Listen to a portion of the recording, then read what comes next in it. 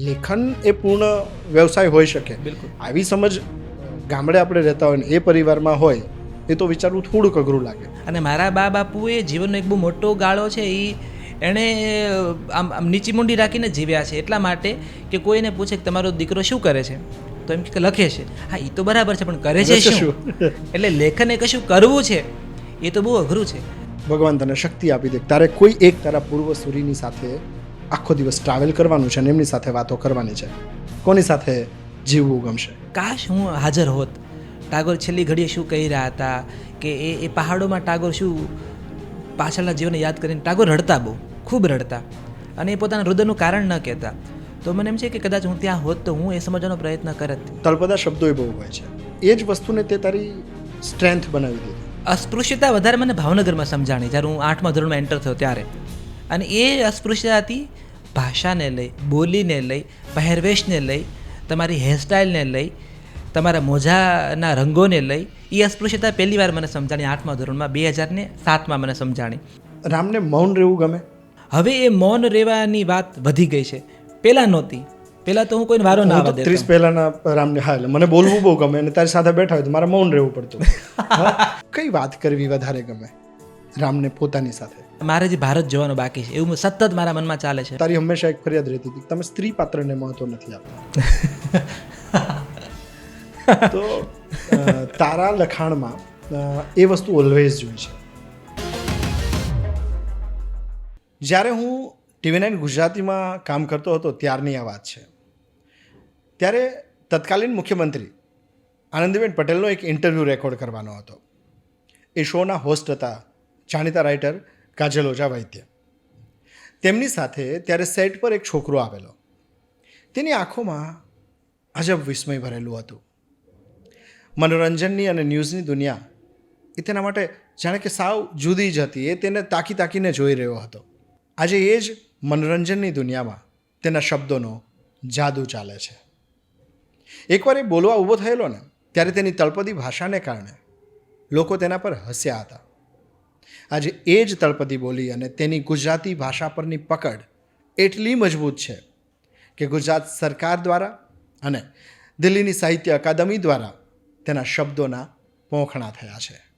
પુસ્તક, સિનેમા અને સેમિનાર્સ આ બધામાં એ બહુ જ વ્યસ્ત હોય છે, પણ એ વ્યસ્તતાની વચ્ચે તેનું મૌન વંચાય છે.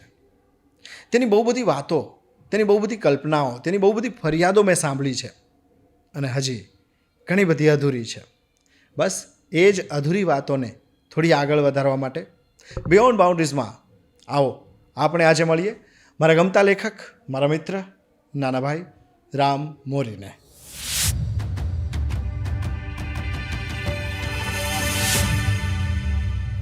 Ram, welcome to beyond boundaries. Thank you Jitubhai, thank you. ઘણા બધા સમયથી શબ્દોની આપ-લે કરવાની રાહ જોઈ રહ્યો હતો. આજે ફાઇનલી આપણે ભેગા થઈ ગયા બિયોન્ડ બાઉન્ડ્રીઝના મંચ પર. સાથે ઘણું કામ કર્યું છે આપણે TV9થી લઈને ઘણા સમય સુધી.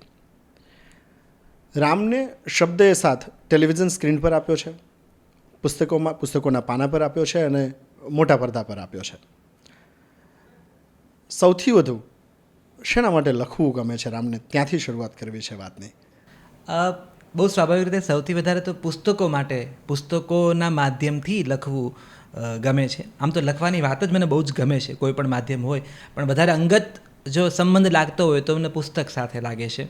કારણ કે ત્યાં તમે જ તમારો એડિટર છો, તમે તમારા કોસ્ચ્યુમ ડિઝાઇનર છો, તમે જ તમારા ડિરેક્ટર છો, તમે જ તમારા એડિટર છો. તો અને એની જવાબદારી પણ વધી જાય છે. તો અને થોડુંક વધારે અંગત સંબંધ રહે છે એ તમારો. ફિલ્મોમાં કેવું થાય છે કે તમારી પ્રોસેસ, અને મને પ્રોસેસ વધે હંમેશા. રિઝલ્ટ મને એટલું એક્સાઇટેડ નથી કરતું જેટલી પ્રોસેસ મને કરે છે.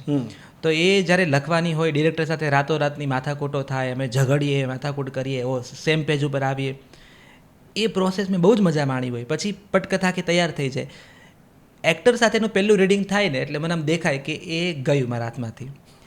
પછી એ વાર્તા એક્ટ્રેસની થઈ જાય અને એ પછી અભિનેતાઓ કિરદારોને પહેરીને સ્ક્રીન ઉપર કે મંચ ઉપર જ્યારે લઈ આવે છે ત્યારે મને થાય કે આ પેલી ઉંમરલાયક દીકરી ઉંબરો ઓળંગીને જતી રહી.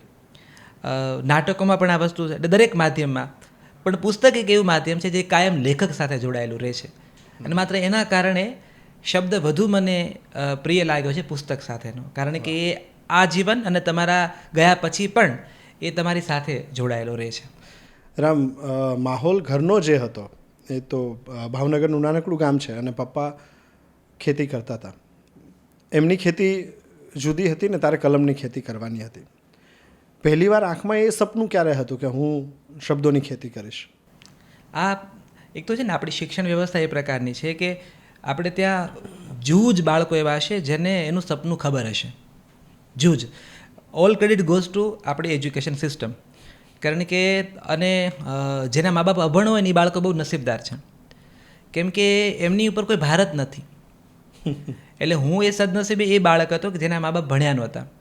એટલે મારે પરિવાર તરફથી ક્યારેય પ્રેશર હતું જ નહીં, ક્યારેય નહોતું મને કોઈ પ્રકારનું. જે કંઈ હતા નિર્ણયો મારે લેવાના હતા. અને મારા બાપુ મને કાયમ એક જ વાક્ય કહેતા કે જે કરો ને એ સમજી વિચારીને કરજો, કેમ કે એ ભોગવવાનું તમારે છે અને ખાવાનું તમારે છે.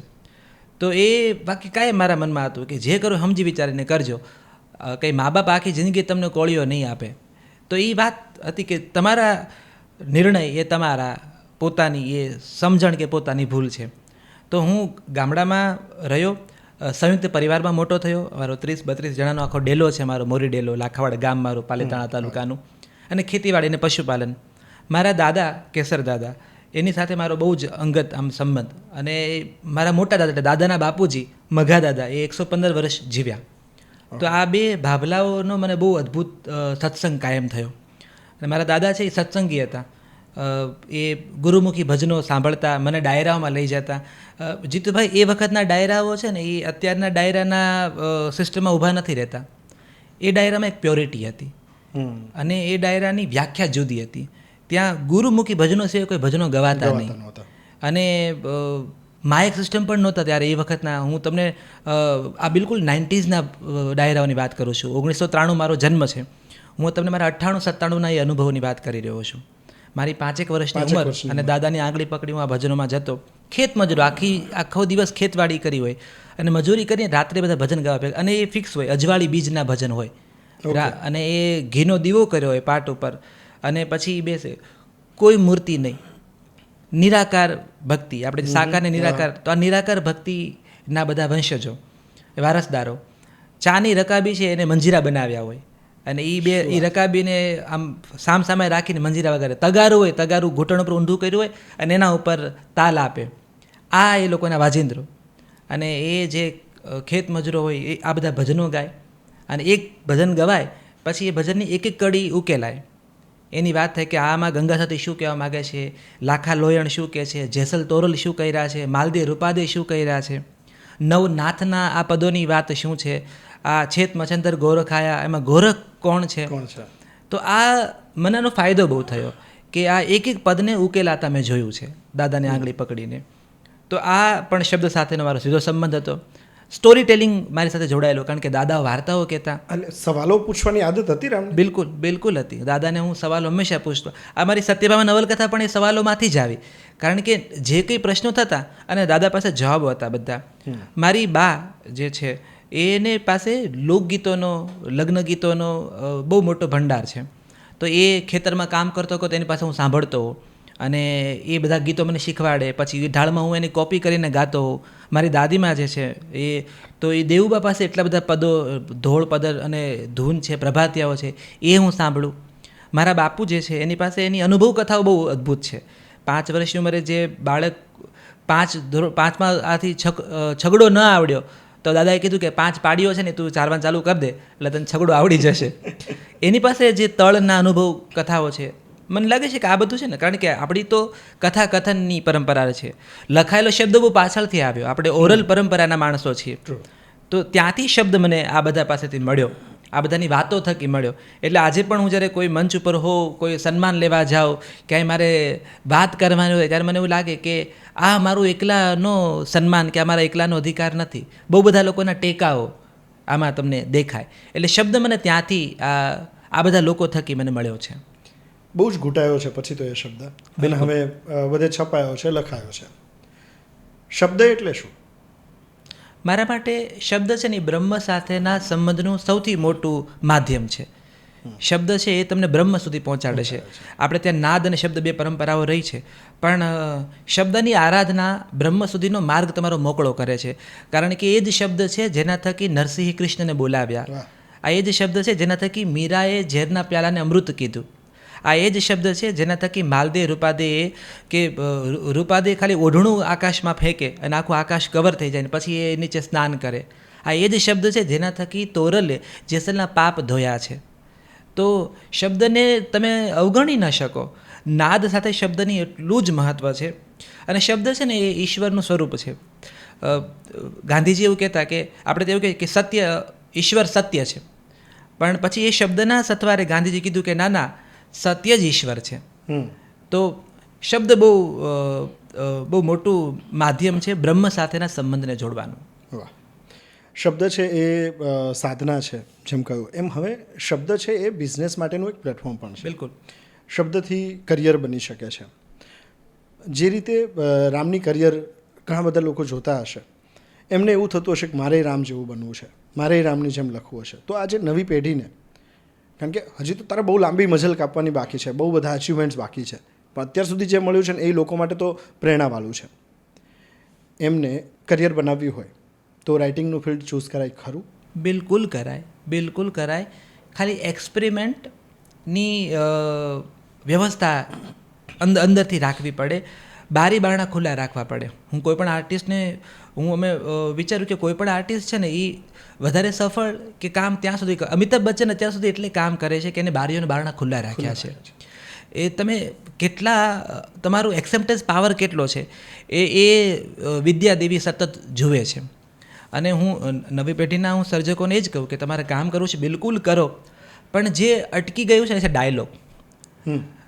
ડાયલોગ કરવો બહુ જ જરૂરી છે. એનાથી તમે સતત પામતા હો છો. અને આપણા જે પૂર્વસૂરીઓ છે ને, જે કામ કરી ચૂક્યા છે, બધા વડલાઓ છે. તમે જેટલો છાંયો લઈ શકો ને એટલો લઈ લો, કારણ કે આ વડલાઓ વધેરાઈ જવાના છે. સમય કાળનો ઘંટલો તેનું કામ કરે જ છે. અમે રાજાધિરાજ નાટક જ્યારે હું લખી રહ્યો હતો ને ત્યારે વિરલ રાજ સાથે હું જામનગર ગયેલો લાભશંકર પુરોહિતને મળવા. લાભુદાદાને જીવનમાં ક્યારેય મળેલો નહીં, સાંભળેલા ખરા. અને એ એની છેલ્લી અવસ્થા લાભુદાદાની, એને કીધું કે હું અડધી કલાક જ બેસી શકીશ, મારાથી બેસાશે નહીં, અને તમે સાંજે આવજો, પછી હું સૂઈ જાઉં છું વહેલો. તમે એ અડધી કલાકની મિટિંગ 3 કલાક ચાલી. અને લાભુદાદા સાથે સત્સંગ કર્યો અને એને ખબર પડી કે હું કૃષ્ણ પર કામ કરી રહ્યો છું. એ વખતે સત્યભામા પણ મારી ચાલતી હતી. તો લાભુદાદાએ વાતમાં એવું વાક્ય કે બોલ્યા કે તારે બેટા જો કૃષ્ણ પર કંઈ કેવું હોય ને તો સુરદાસને વાંચ્યા પહેલાં નહીં કરતો. એ વાતને એ તો બોલીને છૂટી ગયા. પછી સુરદાસના પદોને મેળવ્યા, સુરદાસને વાંચતો ગયો તો મને સમજાણું કે લાભુદાદા શું કહેવા માગતા હતા. આજે લાભુદાદા નથી, પણ હું કૃષ્ણને હાથમાં લઉં છું તો મને સુરદાસની એ બધી રચનાઓ હવે મને સમજાય છે કે કેમ મને કહેતા હતા. એક બીજા વિષય પર, હું મીરા પર કામ કરી રહ્યો છું તો મને મીરાના અમુક દોરાઓ મળી નહોતા રહ્યા કે જે આ ચમત્કારો અને જીવનને કેવી રીતે મારે જોડવું. તો આપણે જ્યારે પોડકાસ્ટ કરીએ છીએ એની આગલી રાતે ધ્રુવ ભટ્ટ સાથે મારે નવજીવનમાં ધ્રુવ દાદા આવેલા, તો ધ્રુવ ભટ્ટ સાથે અમે લોકો બપોરે વાળું કરતા હતા અને એ બધી વાતો કરતા હતા જમતા જમતા. એમાં એને મીરાની વાત મેં કરી. મેં કીધું દાદા આ મીરા ઉપર હું કામ કરી રહ્યો છું અને મને અમુક દોરાઓ નથી મળી રહ્યા. તો ધ્રુવ ભટ્ટ આમ ખીચડી જમતા જમતા મને કહેશે કે આમાં કેવું છે કે હરિ આવે ને ત્યારે હરિ જાગે. હવે એક જ વાક્યમાં મને પેલા દોરાઓ મળી ગયા. એટલે હવે આ કેવું લખાયેલું હશે કે આ બધા તમારા જીવનમાં કેવું ઇન્વેસ્ટમેન્ટ કરીને જતા રહેશે. એટલે મને એવું સમજાય છે કે તમે જેટલા ડાયલોગ કરો ને, તમારી મૂંઝવણો કે તમારી પ્રોસેસ વિશે વાતો કરો, અને એ લોકો સામે જે અનુભવી છે, જેણે ખેતર ખેડ્યા છે, એની પાસે તમે ચાસની વાતો કરો ને તો તમને કહે કે આ વખતે બળદથી કામ લેવું જોઈએ કે ટ્રેક્ટરથી કામ લેવું જોઈએ. તો નવી પેઢીના લેખકોને કે નવી પેઢીના જે લોકોને આવવું છે આર્ટના ફિલ્ડમાં, એક તો તમારા સાધનોને ધાર કાઢી રાખો, અને એ ધાર વાંચનથી આવશે. આજે એક બહુ મોટો એવો આખો એક એવો ફાલ છે જેવું માને છે કે અમે એટલે વાંચતા નથી કારણ કે અમારી પર પ્રભાવ આવી જશે. એવું મને ઘણા લેખક મિત્રો કહેતા હોય છે કે અમે તો નથી વાંચતા કારણ કે અમને ડર છે કે અમારી પર પન્નાલાલ, મેઘાણી, મળિયા કે સરોજ પાઠક કે હિમાંશી શેલદ હાવી થશે. એ લોકોને મારો એટલો જ જવાબ છે. અને દરેક લોકોને કેમ વાંચવું જોઈએ, એક નાનકડું ઉદાહરણ આપું કે બાળક જન્મે આજે હોસ્પિટલમાં, તમને કહેવામાં આવે કે તમારા ઘરે દીકરો કે દીકરીનો જન્મ થયો, પછી તમે એ બાળકને મોટું થતાં જુઓ છો.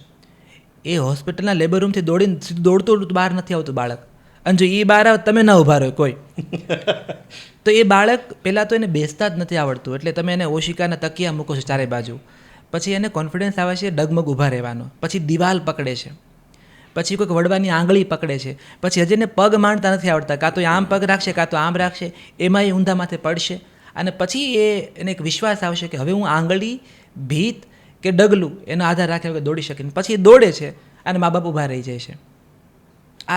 આ જ વસ્તુ આર્ટિસ્ટની છે કે જ્યારે તમે ઊગો છો ને, ઊભા થાવ છો ને, ત્યારે તમે તકિયા શોધો, દિવાલો શોધો, આંગળી પકડો. તમારું વાંચન છે ને એ આ ભીત છે, એ આ આંગળી છે, અને એ આ દિવાલ છે, એ આ ડગલાઓ છે. પછી તમને ભરોસો આવે કે હવે મને દોડતા આવડી ગયું છે. પછી તમે વાંચેલું બધું સાહિત્ય બાજુમાં રહેશે ને તમારો પોતાના અવાજ સાથે તમે દોડવાનું શરૂ કરો છો.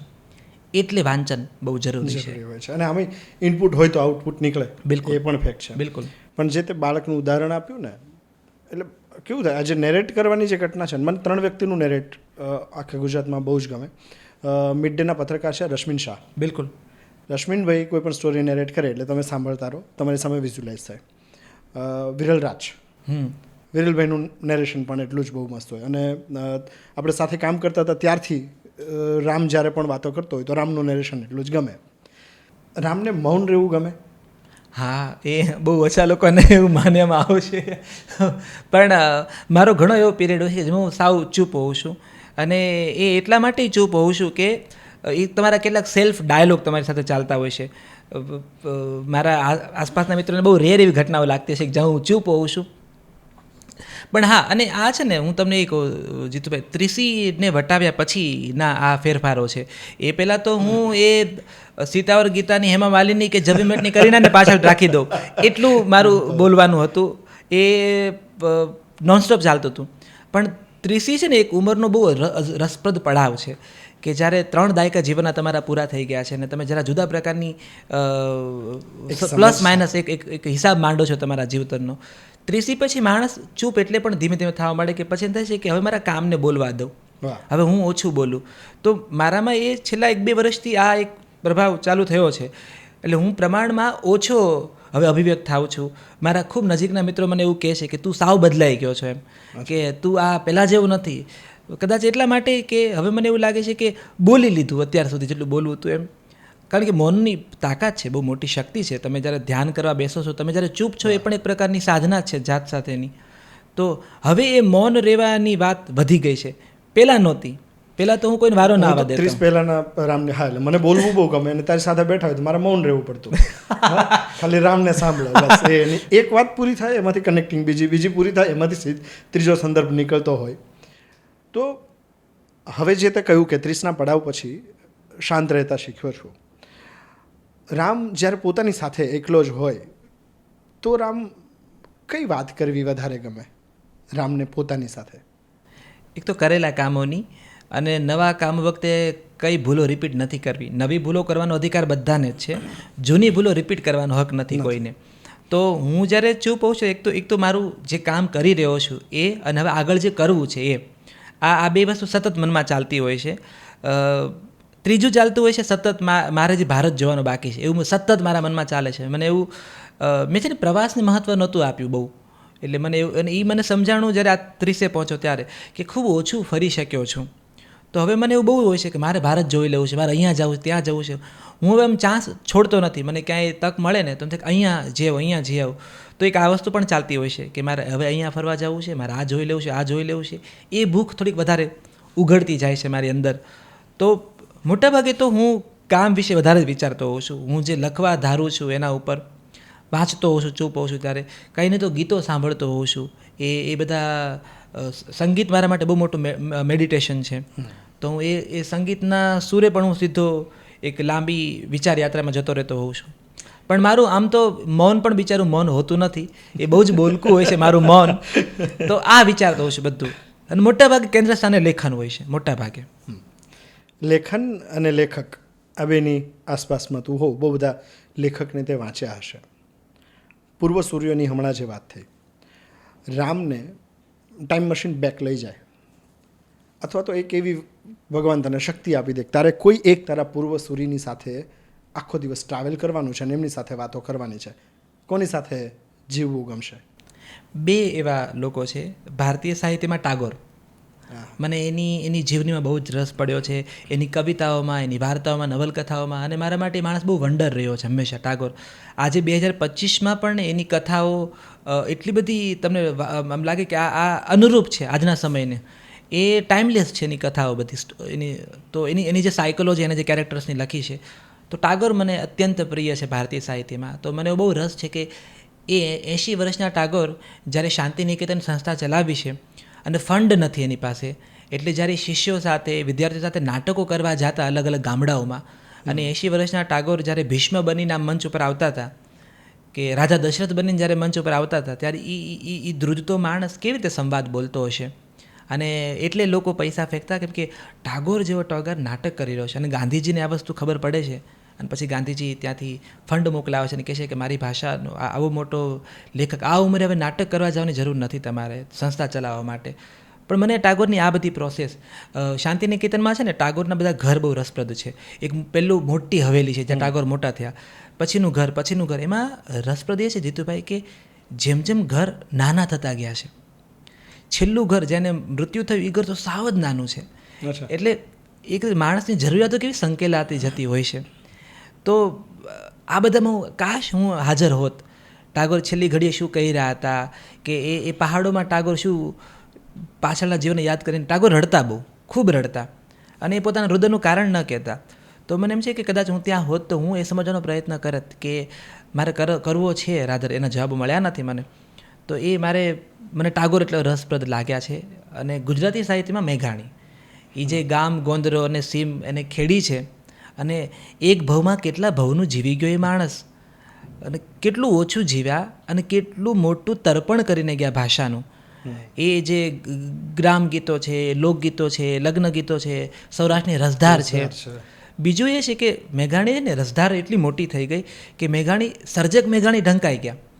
એટલે મેઘાણીએ પોતે લખેલી ટૂંકી વાર્તાઓ એટલી અદ્ભુત ને એટલી રસાળ છે, એના વિશે ઓછી વાતો થઈ રસધારના કારણે. મેઘાણીની પોતાની નવલકથાઓ, એ વેવિશાળ હોય, પ્રભુ પધાર્યા હોય, આ બધી અપરાધી બીડેલા દ્વાર છે, જેલ ઓફિસની બારી છે, આ બધા પુસ્તકો એને લખ્યા ને, ફૂલછાપ ચલાવતા, અને એની વચ્ચે પાછા સ્વાતંત્ર્ય સેનાની તરીકે જોડાતા. તો આજે આ મલ્ટીટાસ્ક જેમાં કેવી રીતે એક્ટિવ હતા.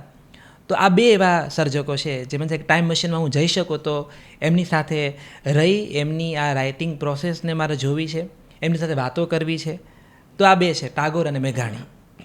ટાગોરને વાંચ્યા હશે, મેઘાણીને પણ બહુ વાંચ્યા હશે. રામની અમુક સર્જન અમુક જોઈએ ને તો એમાં તળપદા શબ્દોય બહુ હોય છે. એ મને લાગે છે કે ગ્રામ્ય જીવન કનેક્ટેડ રહ્યું હોય એના કારણે એ આપણી ભેટ છે. મને જ્યારે હું ઇનિશિયલ સ્ટેજમાં અહીંયા આવ્યો ને ત્યારે એક બીક એ જ હતી એમ કે ભાઈ ઓકે, મારી અંદર તળપદા શબ્દો બહુ આવતા હતા જ્યારે મેં રેડિયોમાં કે દૂરદર્શનમાં બોલવાનું સ્ટાર્ટ કર્યું ત્યારે. એના કારણે એક લઘુતા ગ્રંથિ રહેતી હતી રામ. બરાબર. એ જ વસ્તુને તે તારી સ્ટ્રેન્થ બનાવી દીધી. આ પ્રોસેસ કેવી રીતે કરી? એટલે સૌથી તો છે ને, ગામડામાં 90sના બાળકો વધારે રિલેટ કરશે આ વાતને. અંગ્રેજી તો મારા પ્રાયોરિટીમાં હતું જ નહીં ક્યાંય. અમે તો હિન્દીના 2 વાક્યો શીખી ગયા તો એવી રીતે આમ ટાઈટ થઈને ભણતા કે અમને હવે, કારણ કે 5મા ધોરણથી હિન્દી ઇન્ટ્રોડ્યુસ થતી, તો હિન્દીમાંય તે આમ ખુશી જતા કે આપણને હિન્દી આવડી ગઈ છે. પછી સંસ્કૃત, અંગ્રેજી તો પ્રાયોરિટીમાં હતું જ નહીં. એટલે હું જ્યારે ગામમાં 7 ધોરણ સુધી ભણ્યો, 8 પછી આવતું, 8માંથી આવતું. હા, એટલે 7મા ધોરણ સુધી ABCD આવડી ગઈ. એમાં જો તમને બીજી એબીસીડી પણ ત્રીજી એબીસીડી આવડતી હોય તો તમે લંડનમાં જ બેઠા છો એવું તમને. અને એ તો મને ક્યારેય આવડી નહીં. એ જે ત્રીજી એબીસીડી, તો પહેલી બીજી એબીસીડી આવડી ગઈ, અને પછી હેવ અને હેઝનું ગ્રામર શીખ્યા. એટલે મને એવું થઈ ગયું કે હવે તો ક્વીન વિક્ટોરિયા સુધી મને ઇન્વિટેશન જ આપશે કે આપણે આવો તમે રામભાઈ, આપણે સાથે બેસીને ડિનર કરીએ. અંગ્રેજી આવડી ગયું હેવ હેઝમાં. પછી જ્યારે ભાવનગરમાં એન્ટર થયો 8મા ધોરણમાં, સ્વામિનારાયણ ગુરુકુળમાં મારા બાપાએ મને ભણવા મોકલ્યો, ત્યારે ભાવનગરના વિદ્યાર્થીઓ જોયા, એ જે અમારે ત્યાં પ્રશ્નના નાગરના જેનું શ, ચ, છ બધું ક્લિયર હોય એકદમ, એટલે સાશંક વાતો કરતા હોય જે લોકો. મને થયું કે, અને એનું અંગ્રેજી તરત સાંભળ્યું ત્યારે મેં કીધું, અરે આ લોકો જે કાર્ટૂનની વાતો કરે છે કે આજે અંગ્રેજી બોલે છે, આપણું અંગ્રેજી તો બહુ જ પાછળ છે. અને તળ ગામડાથી આવે એટલે આપણી તો ભાષા જુદી, બોલી જુદી આખી. તો ત્યાં બહુ મોટો સંઘર્ષ હતો. અને એ અચ્છા, એના કારણે મને આજે છૂત અછૂતની વાત મારા ગામમાં નહોતી ખબર પડી મને ક્યારેય. કારણ કે મારું ગામ લાખાવડ છે ને એ પ્રકારનું ગામ છે, ખેડૂત આખું ગામ. ત્યાં છે ને આભડછેટ ને આ બધું મને નહોતું સમજાણું મારા ગામમાં, કે બધા સાથે ચા પીવે, સાથે જમે, એકબીજાના ઘરે જાય અધિકારપૂર્વક. એ અસ્પૃશ્યતા વધારે મને ભાવનગરમાં સમજાણી જ્યારે હું 8મા ધોરણમાં એન્ટર થયો ત્યારે. અને એ અસ્પૃશ્યતા હતી ભાષાને લઈ, બોલીને લઈ, પહેરવેશને લઈ, તમારી હેરસ્ટાઇલને લઈ, તમારા મોજાના રંગોને લઈ. એ અસ્પૃશ્યતા પહેલી વાર મને સમજાણી 8મા ધોરણમાં, 2007માં મને સમજાણી. તમારા મિત્રો ન બને કારણ કે તમને અંગ્રેજી નથી આવડતું. તમે ગુજરાતી જે બોલો છો એ ગુજરાતી એ લોકોને હાસ્યાસ્પદ લાગે છે. અને ત્યાં અમારે શું કહેવાય, ગાંધી જયંતિ ઉપર એક સ્પર્ધા રાખી હતી કે બધા આવો ને વક્તવ્ય આપો. તો ગામમાં તો હું બહુ જ બોલતો નિશાળમાં, ખૂબ તાળીઓ પડતી. એટલે મારા મતે હું અબ્દુલ કલામનો પિતરાઈ ભાઈ જ હતો. એટલે મેં કીધું કે હું આમાં જોડાઈ જાઉં અને હું વક્તવ્ય આપીશ. અને અમારો વિષય તો ગાંધી મારી દ્રષ્ટિ. આજે ભાષાની વાત તમે કરો છો ને, તો મારો વારો આવ્યો. આખો ગુરુકુળનો મારો ચિક્કાર હોલ ભરેલો અને હું બોલવા ઊભો થયો. મારો વારો આવ્યો ત્યારે, અને મેં પછી માઇકમાં બિલકુલ એ રીતે મેં વાત કરી કે ગાંધીજી છે ને એ પોરબંદરમાં જન્મ્યા હતા. એના છે ને એના બાપુ છે ને એનું નામ કરમસદ. 3-4 વાક્ય જ બોલ્યો હશે જે હું. અને બધા જે વિદ્યાર્થીઓ હસે અને તાળીઓ પાડે. અને મને એમ થયું કે આ તો અપ્રિસિએશન ચાલુ થઈ ગયું. આ લોકો ઇમ્પ્રેસ થઈ ગયા મારા વક્તવ્યથી. મેં 3-4 જોક્સ બનાવી રાખેલા. મેં તો જે જોકઈ નથી કીધી ને આ લોકો તાળીઓ પાડવા મળ્યા ને. એટલે મેં મારો નંબર પાક્કો છે. નંબર તો ના આવ્યો, પણ જે મારા એ શિક્ષક હતા ને એને માઇકમાં એવું કીધું કે તમે રહેવા દો, આ તમને નહીં ફાવે. તો એ મને બહુ અપમાન જેવું લાગ્યું એ કાળે કે આ તમને નહીં ફાવે. અને એ વખત અમારા એક જે આચાર્ય સાહેબ હતા ને એ થોડાક આકરા હતા, પ્રિન્સિપલ. એણે એવું કીધું કે તમે છે ને ડુંગરામાં ઢોર ચારી જાણો. એ વાક્ય મને આજે પણ એકદમ આમ એક શબ્દ સાથે યાદ છે. તમે લોકો ડુંગરામાં ઢોર ચરી જાણો, તમે અમારા શહેરના બાળકોની સાથે નાસ્તો ન કરતા, તમે છે ને અમારા બાળકોને બગાડવાનું કામ કરશો.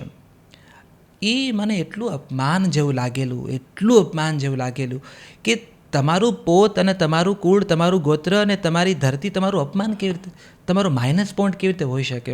અને પછી અમારા રાજ્યગુરુ સાહેબ જે ગુજરાતીના હતા, ઉપેન બારોટ હતા, એ બધાને મળવા ગયો. મારે મારી ભાષા સુધારવી છે. હજુ માસ્તરનો તમારામાં કોન્ટ્રીબ્યુશન, કારણ કે તમે શિક્ષકના દીકરા છો એટલે આ વાતને વધારે સમજશો તમે. મને મારા માસ્તરે એવું કીધું કે બેટા ભાષા કંઈ ડોળાયેલી હોય ને કે એને સુધારવાની હોય. આ 12 વર્ષના બાળક માટે આ બહુ મહત્ત્વની વાત હતી કે ભાષા સુધારવાની ના હોય. તું એમ કે મારે તું બોલે છે, તારી બોલી ખોટી નથી. તું એમ કે મારે શિષ્ટ ગુજરાતી શીખવી છે, એમ કે તું એવું ના કે મારી ભાષા સુધારવી છે. તો મારી બોલી મારી મર્યાદા નથી એવું મને પહેલું મારા માસ્તરે, ગુજરાતીના એ શિક્ષકે મને સમજાવ્યું. પછી તો મેં એના ઉપર કામ કર્યું અને હું ભણાવતા હોય શિક્ષક તેના હોઠને જોયા કરું, કેવી રીતે હોઠ હલે છે, એની બોલવાની શૈલી કયા પ્રકારની છે. પછી તો હું શકોરાના શ અને ફાડિયા શની પાછળ પડી ગયો કે આ તો બધું સસલું ને સતરી શંકર ન હોય એની પાછળ હું પડ્યો કે આ તો મારે કરવું જ છે. અંગ્રેજીની પાછળ પડ્યો. મારા રાજુ દવે હતા સાહેબ, મને સર અંગ્રેજીમાં તમે કરાવો, મને અંગ્રેજીમાં કામ કરવું છે. અને પછીના વર્ષે પાછો હું બોલ્યો અને પછી તો બધાએ અપ્રિશિએટ કર્યો ને બધું બરાબર છે. પણ હવે જીતુભાઈ સમયનું ચક્ર જુઓ કે ગાંધી મારી દ્રષ્ટિએ વિષય પર મારે વાત કરવાની હતી. ભાષાને લઈને હું જજ થયેલો. આજે વર્ષો પછી હું ગાંધીજીની સંસ્થા નવજીવન ટ્રસ્ટમાં કામ કરું છું. એટલે હું બેઠો છું ગાંધીજીના ખોળામાં જ. અને જે ભાષાને લઈને બધા હાંસી ઉડાવી રહ્યા હતા, આજે એ જ ભાષાના કારણે મને નેશનલ એવોર્ડ મળ્યો છે. અને જે તળપદા શબ્દો હું જે બોલું છું એ શબ્દોને આજે શૃંગારની જેમ જોવામાં આવે છે કે ભાઈ આ તો રોંઢો ને વાળું જેવા શબ્દો બોલે છે. હું મુંબઈમાં ઘણી વાર કહું ને કે અમે લોકો નવજીવનના ફળિયામાં આવું બોલું તો અટકાવે એમ કે શું કીધું તે, હું કહું ફળિયામાં. તો એમ કે કેટલા સમય મેં ફળિયો શબ્દ સાંભળ્યું. તો એટલે મને એ બાબતે હું કોન્શિયસ બિલકુલ હતો, પણ પછી મેં એને ભૂંસી નથી નાખ્યું. મેં એને મારી જોડે રાખ્યું.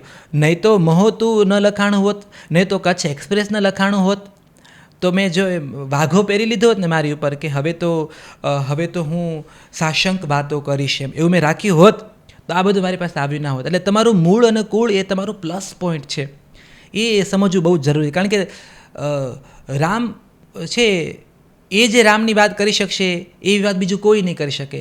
એટલે એ વાત મને એમાં સમજાણી અને આજે એ વાતને મેં જોડી રાખી છે મારી સાથે. એટલે એ સંઘર્ષ તો હતો જ, બિલકુલ હતો, પણ હવે એ પ્લસ પોઈન્ટ છે એ વધારે સારી રીતે સમજાય છે. એક સરસ વાક્ય હમણાં સાંભળ્યું કે મેઘાણી કેટલું જીવ્યા હશે પોતાના લખાણની અંદર. મને એ વસ્તુ સમજવી છે કે એક લેખક જ્યારે કોઈ પાત્ર વિશે લખતા હોય, એક્ટરમાં તો એવું હોય છે કે એક્ટર એ પાત્રને જીવે, એમાં કાયા પ્રવેશ કરે. લેખકને એવું થતું હોય. રામ જ્યારે મીરા વિશે લખે તો રામ મીરામાં કાયા પ્રવેશ કરે, કે રૂકમણી વિશે લખે, કે સત્યભામા વિશે લખે, રાધા વિશે લખે, કે કલ્પનાઓ હોય, શું હોય શું? એટલે પરકાયા પ્રવેશ એવો આપણો સાહિત્યમાં શબ્દ તો છે જ. તમને તમારો અનુભવ પછી તમારું વાંચન એ તો એક મદદ કરે છે, બિલકુલ કરે છે, કે તમને દરવાજો ખોલી આપે. પણ જ્યારે તમે એ પાત્રને પહેરી લો છો અને ખાસ તો એ પાત્ર સાથે આમ થોડું ગાંડી વાતો છે આ, પણ તમે લખતી વખતે હું છે ને મારા પાત્રો સાથે ખૂબ ચર્ચાઓ, ખૂબ ડિસ્કસ કરતો હોઉં, એની સાથે બોલતો હોઉં. એટલે મને કોઈ કામ લખતો જો તો એને એવું જ લાગે કે ગાંડો છે એમ, એ જે લેપટોપની સ્ક્રીન સાથે બોલ કરે છે, કશું કામ ચાલી રહ્યું છે. પણ એ પાત્રો સાથેનો સંવાદ છે અને મારો એવો અનુભવ છે કે તમને જવાબ આપે છે, હોંકારો આપે છે. અને એ હોંકારો તમને બહુ જ ફળે છે.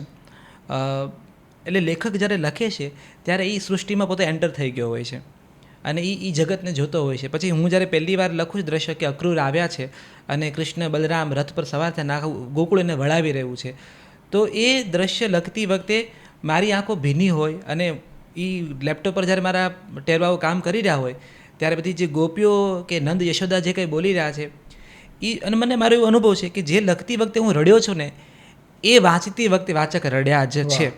અને લોકો કહે ને કે મેં આ વાંચ્યું, આમાં મેં બહુ જ, તો મને થાય કે બરાબર છે, કેમ કે આ વાર્તા લખતી વખતે હું અહીંયા ગળગળો થઈ ગયો હતો, હું અટકી ગયો. એવી લખવાની એવી ઘણી ક્ષણો હોય કે જ્યાં હું પોતે અટકી જાઉં અને મને એમ થાય કે હવે આનાથી આગળ મને નથી કશું સૂઝી રહ્યું. હું હમણાં એક નવલકથા લખું છું, બારીમાં આખું આકાશ.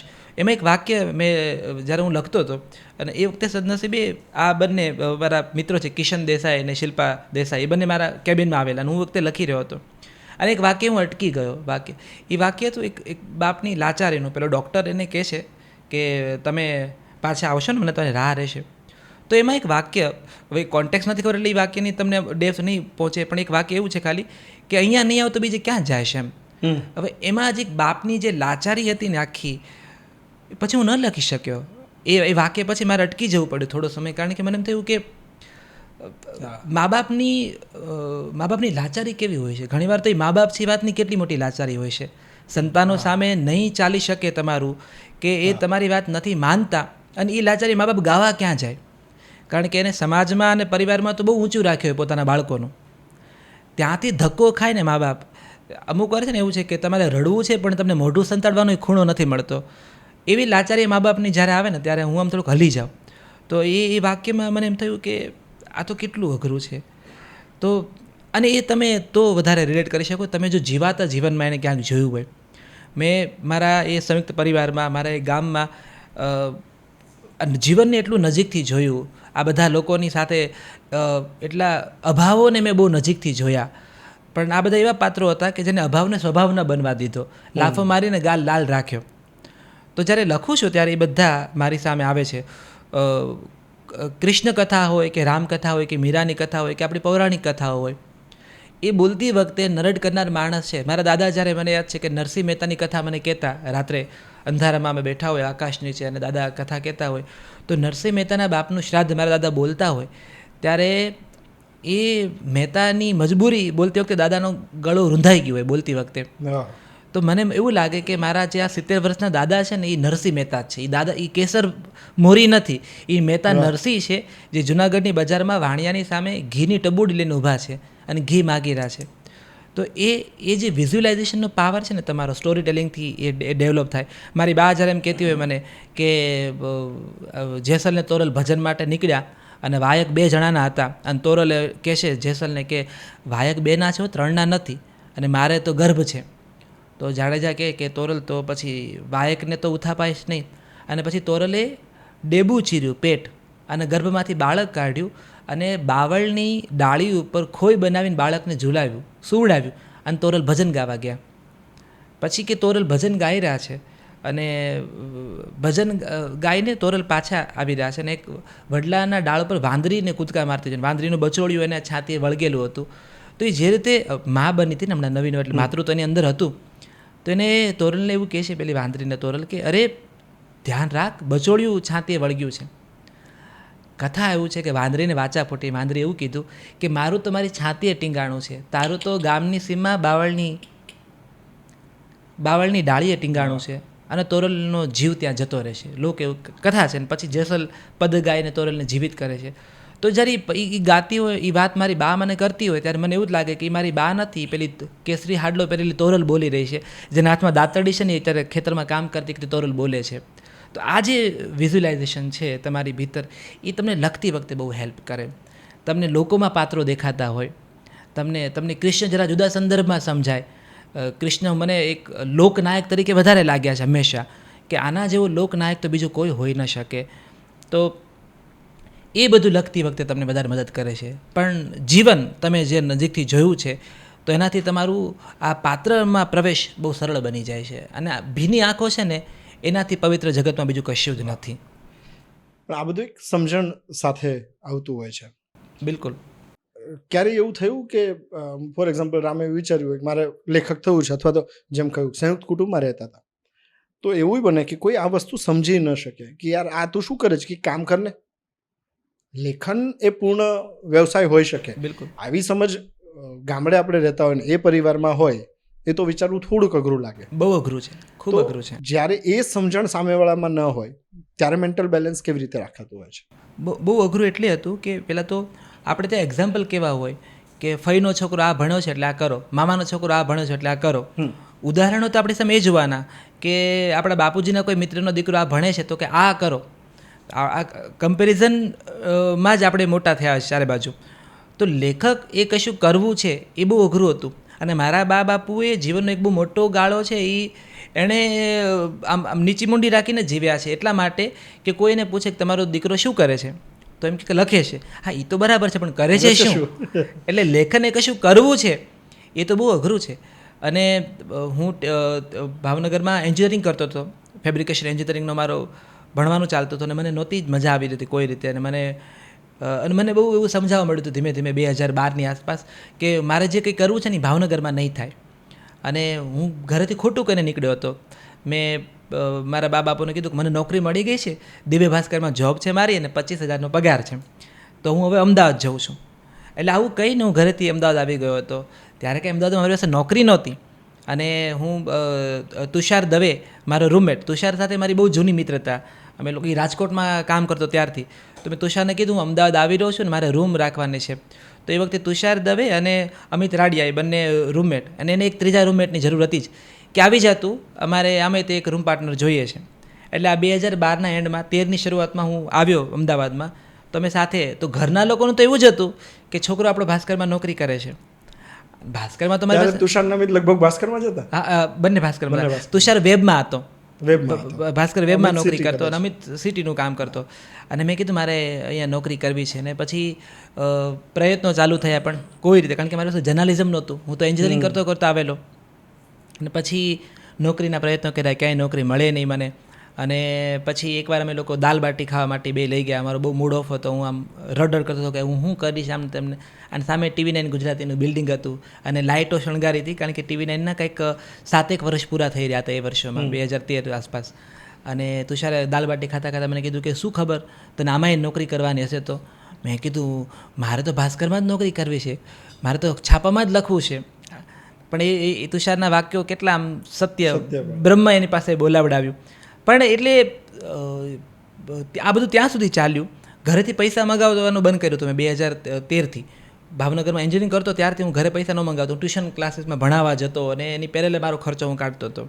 તો બાપાને એ વસ્તુની રાહત હતી કે હવે એનો ખર્ચો કાઢતો થઈ ગયો છે. પણ જે પેલું સમાજમાં જે એસ્ટાબ્લિશમેન્ટ છે ને કે અમારો દીકરો શું કરે છે, એ તો જ્યારે મને નેશનલ એવોર્ડ મળ્યો ત્યારે થયું કે મહોતું પુસ્તક માટે મને જ્યારે નેશનલ અનાઉન્સ થયો અને પછી એનો ચંદીગઢમાં કાર્યક્રમ હતો, તો મારા બા બાપુને લઈ હું ચંદીગઢ ગયો. તો મારા ગામમાં મારા બા બાપુ એ પહેલાં દંપતી હતા જેને વિમાનમાં બેઠા હોય, અને એમને હું ચંદીગઢ લઈ ગયો 7 દિવસ. અને પછી પાછા આવ્યા ત્યાં સુધીમાં ગામ માટે વંડર જ હતું કે આ વિમાનમાં બેસીને આવ્યા છે, કેવું હોય વિમાન ને કેવી હોય 5 સ્ટાર હોટલ ને આ બધું. તો હવે કારણ કે રાષ્ટ્રીય પુરસ્કાર મળ્યો છે એટલે એક જુદા પ્રકારનું ગૌરવ ઊભું થયું. જે લોકો કહી રહ્યા હતા કે આ છોકરાએ જિંદગી બગાડી એવું જે કહી રહ્યા હતા એ લોકો અમને તો ખબર જ હતી કે આ પહેલેથી કંઈક અલગ કરશે. એ જે રાતોરાત જે ગોપાલ ઇટાલિયાનું નરેટિવ બદલાઈ જાય એના માટેનું કે અમને અમારા ગોપાલભાઈ તાત્કાલિક ફોટા ચડી જાય ફેસબુક ઉપર કે અમારા ઘરે રીંગણાનો ઓળો ખાવા આવેલા ગોપાલભાઈ. એટલે એ આખું ચિત્ર ગામ અને સમાજ માટે બદલાઈ ગયું. હું રાતોરાત ગૌરવ બની ગયો જે ચિંતાનો વિષય હતો એ. તો ત્યારે મા બાપની આંખમાં એક નિરાત જોઈ કે હું જ્યારે મંચ ઉપર એવોર્ડ લેવા ગયો અને એ કલ્ચરલ મિનિસ્ટરના હાથે મને જ્યારે સન્માન મળી રહ્યું હતું ત્યારે મને બિલકુલ ટોળામાં ઓડિયન્સમાં મારા બા બાપુ દેખાણા કે જે બંનેની આંખો વરસતી હતી ને એ લોકો તાળીઓ પાડતા હતા. અને મને સમજાણું કે અહીંથી મારું જીવન હવે બદલાઈ ગયું. આપણે કહીએ કે એવોર્ડ મેટર નથી કરતા, હું હંમેશા કહું છું એવોર્ડ બહુ જ મેટર કરે છે, ખૂબ મેટર કરે છે. ખાસ તો તમારા માટે નહીં પણ તમારી સાથે જોડાયેલા લોકો છે એના માટે. દુનિયાનો તમારા પ્રત્યેનો જોવાનો અપ્રોચ બદલાઈ જાય છે, તમારી સાથે સન્માન જોડાઈ જતું છે ત્યારે. એટલે હું ક્યારેય એવું આમ ખંખેરીને એવું દેખાડો ન કરી શકું કે અવોર્ડ મેટર નથી કરતા, હું તો મારે નિજાનંદ માટે લખું છું. ના, બહુ મેટર કરે છે. અવોર્ડની સાથેની ધનરાશિ છે ને એની કરતાં પણ અવોર્ડનું નામ બહુ મેટર કરે છે. તો એ મારો અનુભવ છે ને ત્યારથી મારા ઘરના લોકો માટે હું જરા નિરાંતનો વિષય થયો કે હવે આ એનું ફોડી લેશે. એટલે એ બ્રાન્ડ વેલ્યુ ઇન્ક્રીઝ કરે છે. રામ, બહુ બધા રાઇટર્સ છે, દરેકને લોકો ફેસથી નથી ઓળખતા. રામ મોરીને ફેસથી ઓળખે છે. બ્રાન્ડિંગ જરૂરી ભાષાનું હોય છે. રામના મતે બ્રાન્ડિંગ એટલે શું? મારા માટે બ્રાન્ડિંગ એટલે એ પણ છે કે જેમાં તમે છતાં થઈ જતા હો, તમારી મર્યાદા ને તમારી સબળાઈ ને નબળાઈ બંને છતી થઈ જતી હોય, એનો થાક ઓછો હોય છે. એટલે મને રંગો બહુ ગમે છે પણ હું જાહેરમાં તો પ્લેન કુર્તા પહેરીને જ જાઉં, કારણ કે મારે પાછું એક સાચવવાનું છે, આમ છે. હું તો આ રીતે જ વાત કરીશ, ભૂલથી મારા વાતમાં કળશો વાળું કે રોંઢો ના આવવો જોઈએ. બ્રાન્ડિંગની આપણે એક ફેસ છે જે નથી એને રિપ્રેઝેન્ટ કરવાનું છે કે હું તો પીઝા બર્ગર જ ખાઉં છું, મને બાજરાનો રોટલો ન ફાવે એમ. આપણા બ્રાન્ડિંગનો એક ફેસ છે. પણ તમે જેટલા રિયલ છો ને એટલી આ સોશિયલ મીડિયાની મજા વધારે છે. મને સોશિયલ મીડિયા હંમેશા ફન લાગ્યું છે, મને ક્યારેય સોશિયલ મીડિયાનો થાક નથી લાગ્યો. એનું કારણ એ છે કે તમે જેવા છો એવા છતાં થાવશો ને એની મજા બહુ છે. કે મંચ ઉપર તમે હો, મંચની હેઠે તમે એવા જો તો ત્યારે ફન છે. એટલે બ્રાન્ડિંગ મને છે ને એ લાગે છે કે તમને વાચક સાથે સીધા પહોંચાડે છે. હું તો એ અદ્ભુત સમયમાં જીવું છું જ્યારે મારો વાચક મને સર્ચ કરે છે કે આ કોણ છે, અને હું તરત એનો હાથ વગો થાઉં છું અને મને તરત એનો પ્રતિભાવ આપી દે છે કે હું આ બુક વાંચી રહ્યો છું, મેં સત્યભામ વાંચી છે, મેં કોફી સ્ટોરીઝ વાંચી છે, મેં કન્ફેશન બોક્સ વાંચી છે ને આ મારો અનુભવ છે. એટલે મને મારા વાચક સાથે સીધો કનેક્ટ કરે છે. તો બ્રાન્ડિંગ અવેલેબિલિટી પણ છે, બ્રાન્ડિંગ વંડર પણ. જો એક બ્રાન્ડિંગની એક ઊંધી અસર તમને એ કહું કે આપણા ફિલ્મ સ્ટાર આપણને છે ને એલિયન લાગતા. એક સમય એવો હતો કે માત્ર ને માત્ર મેગેઝિનમાં એના ઇન્ટરવ્યૂ આવતા ને ત્યારે આપણને ખબર પડતી. હવે મને અક્ષય કુમારના ઘરનું ફર્નિચર ખબર છે, હવે મને શાહરૂખ ખાનની કાંટા ચમચી ખબર છે. તો એના કારણે મારું વંડર જતું રહ્યું. મને એના માટેનો અભાવ માત્ર સિનેમાના પડદા ઉપર જ અવેલેબલ નથી, હવે એ ઇન્સ્ટાગ્રામમાં પણ મારા માટે અવેલેબલ છે. બ્રાન્ડિંગને એક જુદી આડઅસર પણ છે જ, પણ લેખનમાં તો હું એવું માનું છું કે એનો બહુ ફાયદો છે, બહુ જ ફાયદો છે કે તમે તમારા કામને સીધું પ્રમોટ કરો છો. હું મારા સોશિયલ મીડિયાનો ઉપયોગ એ કરું છું કે હું એવું મારા લેખક મિત્રોને કહું છું કે તમારું સોશિયલ મીડિયા ઝીરો ઇન્વેસ્ટમેન્ટ છે. તમારે કશું ઇન્વેસ્ટમેન્ટ નથી કરવાનું. તમે તમારા વાચક માટે અવેલેબલ છો, તમારું કામ વધારે લોકો સુધી પહોંચશે. મારા પુસ્તકના સેલિંગમાં મારા સોશિયલ મીડિયાનો બહુ મોટો પ્રભાવ છે, મારા બ્રાન્ડિંગમાં મારા સોશિયલ મીડિયાનો બહુ મોટો પ્રભાવ છે, અને એ હું બિલકુલ માનું છું, સમજું છું, અને એની અગત્યતા હું જાણું છું. એટલે બ્રાન્ડિંગ છે ને એ 2025ના આજે સમયમાં બહુ જ નેસેસરી છે. સારું, તમે ખૂબ અદ્ભુત ખીર બનાવી જીતુભાઈ, પણ એ ખીર જો પહોંચી જ નહીં ખાનારાઓ સુધી, પેલું કે અમે નિસરણી બનીને આકાશે ઊભા પણ ચડનારા કોઈ ન મળ્યા રે લોલ, એના જેવું છે કે એ પહોંચવા માટે બ્રાન્ડિંગ અને આ કમ્યુનિકેશન બહુ જ જરૂરી છે. પણ એમાં બંને વસ્તુ હોય છે, જે રિસ્પોન્સ આવતા હોય છે પોઝિટિવ પણ હોય છે, નેગેટિવ ફીડબેક પણ આવતા હોય છે. બિલકુલ. ઇમોશનલ માણસને નેગેટિવ કદાચ અસર વધારે કરી જાય, તોડે, એવું થઈ શકે, એવું થતું હોય છે. હા, બિલકુલ થાય. મારા કેસમાં એટલે નહીં, કેમ કે હું બહુ મગર ચામડી છું એકદમ. મને હું મારી મરજી વિરુદ્ધ હું કોઈ મને દુઃખી કરવાની પરમિશન હું લોકોને આપતો એ વાત. નથી. વાહ. મેં એ દરવાજો મેં બિલકુલ રાખ્યો છે. મેં એક સરસ મર્યાદા બાંધીને રાખી છે કે મારી સાથે તમે કેવું વર્તશો એ હું નક્કી કરીશ. અને તમે મારી મરજી વિરુદ્ધ વર્તશો તો હું પહોંચવા જ નહીં દઉં. મારે જોવું જ નથી ને કે તમે મારા માટે શું કહી રહ્યા છો. 100 કમેન્ટ છે તમારા વિશેની અને મારી 99 કમેન્ટ અદ્ભુત છે, પણ તમારું ધ્યાન પેલી 100મી કમેન્ટ ઉપર જ જાય છે અને પછી હું ત્યાં ફોકસ કરી એને જવાબ આપું છું તો હું પેલા 99 લોકોને અન્યાય કરી રહ્યો છું જે મારા વખાણ કરી રહ્યા છે કે જેને હું ગમી રહ્યો છું. જો હું ત્યાં બધાને જવાબ આપવા ન જઈ શકતો હોઉં તો મારા 100મી પેલી નેગેટિવ કમેન્ટ ઉપર તો ધ્યાન ન જ આપવું જોઈએ. બીજું, જે ટ્રોલર છે, જે તમને ટ્રોલ કરે છે, જેને હંમેશા દૂધમાંથી પૂરો કાઢવાની ટેવ છે, એવા લોકોને જવાબ આપી તમે એને પ્રોત્સાહિત કરી રહ્યા છો કે આપવો પડ્યો ને જવાબ, દેવું પડ્યું ને કહેવું પડ્યું ને, એ છે ને એ તમે એ લોકોમાં એક પોષકનું તત્વ ત્યાં વિટામિન આપી રહ્યા છો. ઓમ ઇગ્નોરાઈ નમઃ છે ને આજનો સૌથી મોટો એ મંત્ર છે. રામકૃષ્ણ પણ નથી છૂટી શક્યા નેગેટિવ કમેન્ટથી, તો હું કેવી રીતે છૂટવાનો? તો એ તો કાયમ રહેવાનું જ છે અને એ પરાપૂર્વથી છે. નરસિંહ મહેતા અને મીરાબાઈ ઉપર પથરા તો આવ્યા જ હતા. એટલે જગતનો કોઈ માણસ, અને જીતુભાઈ તમને બધા જ ગમાડે ને એ જરૂરી નથી, અને તમારી એ જોબ પણ નથી કે બધા તમને ગમાડે. બધાને વાલા થવું એ કંઈ તમારી ફરજ નથી અને શક્ય જ નથી, બિલકુલ શક્ય નથી.